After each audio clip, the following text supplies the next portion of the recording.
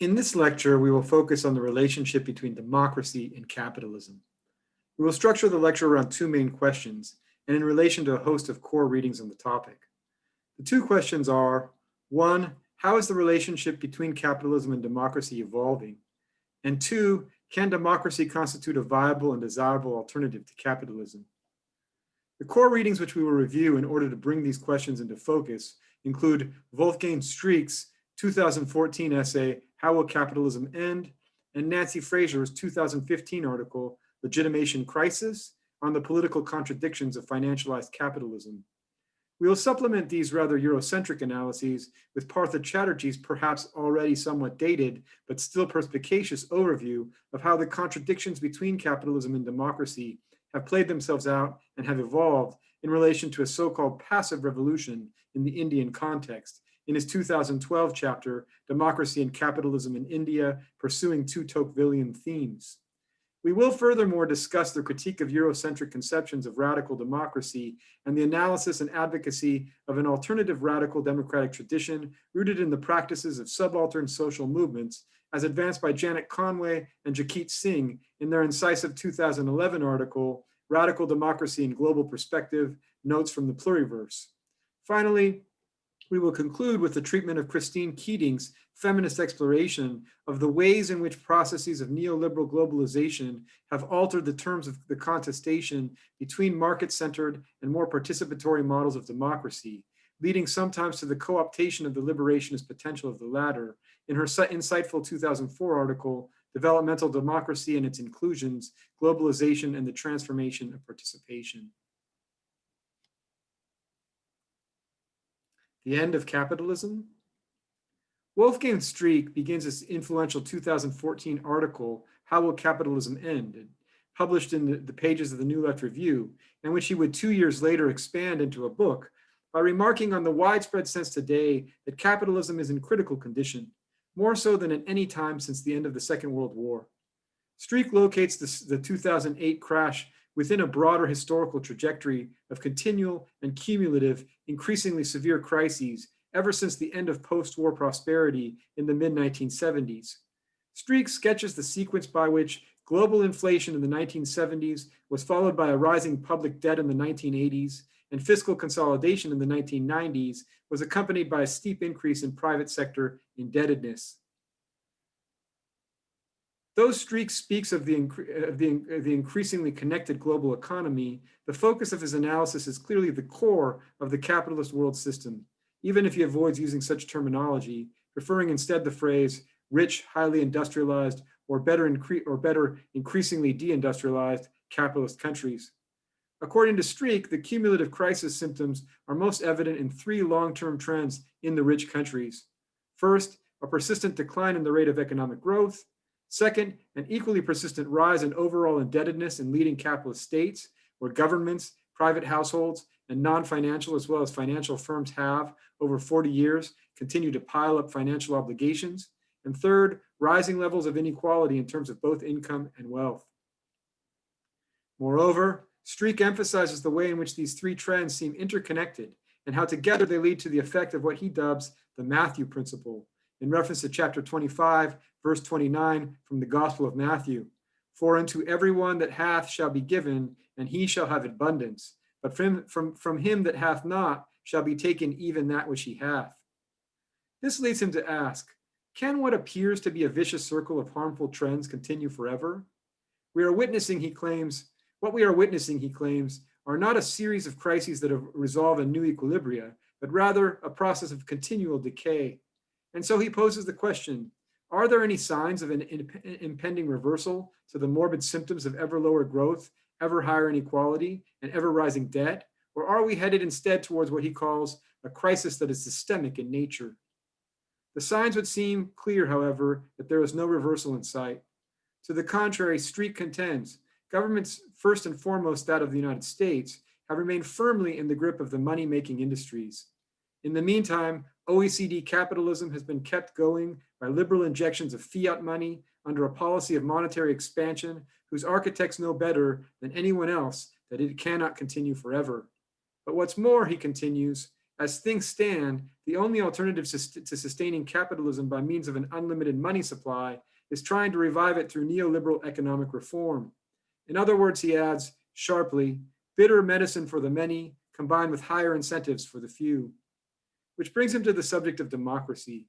Streeck reminds his readers that for a long time, capitalism and democracy had been considered adversaries until the post-war settlements seemed to have accomplished their reconciliation.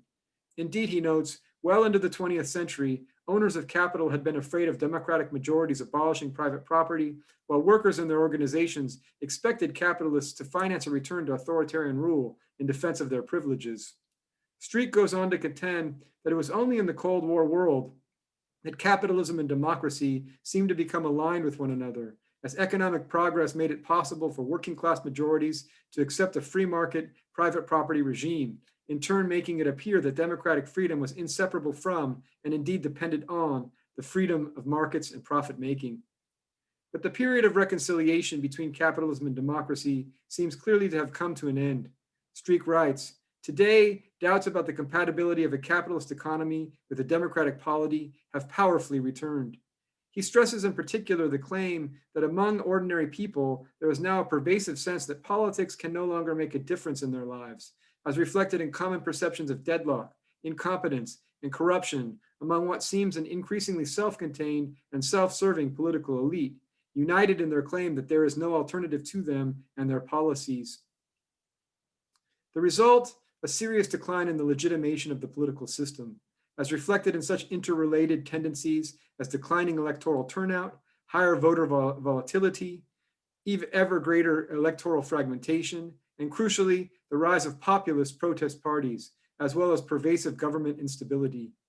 The legitimacy of post-war democracy, Streeck insists, had been based on the premise that states had a capacity to intervene in markets and correct their outcomes in the interest of citizens. The decades-long trend of intensifying inequality has cast doubt on all that, a trend only exacerbated by the aftermath of the 2008 crisis. Streeck describes a transition in the realm of politics proper from democratic class struggle to what he calls post-democratic polytainment, making reference to the work of Walter Korpi and Colin Crouch, respectively, and corresponding to and facilitating the transition in the realm of the political economy from post-war Keynesianism to neoliberal Hayekianism. In terms of fiscal matters, by replacing tax revenue with debt, governments contributed further to inequality in that they offered secure investment opportunities to those whose money they would or could no longer confiscate and had to borrow instead.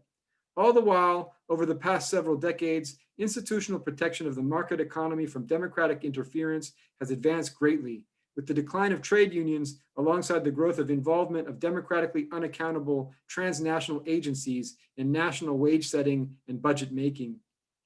But even so, elites too seem to be losing their faith in democratic government and its suitability for reshaping society in line with market imperatives. The worry on this side of the class divide seems to be that the political institutions inherited from the post-war compromise may at some point be repossessed by popular majorities in a last-minute effort to block progress toward a neoliberal solution to the crisis. From this point, rather than positing an end to democracy, Streeck turns to pose the question of whether what is on the table is ultimately the end of capitalism itself. He contends, in the light of decades of declining growth, rising inequality, and increasing indebtedness, as well as of the successive agonies of inflation, public debt, and financial implosion since the 1970s, the time has come to think again about capitalism as a historical phenomenon, one that has not just a beginning, but also an end. He dismisses as but a modernist prejudice the idea that predicting the end of capitalism requires being able to foresee what will come after it.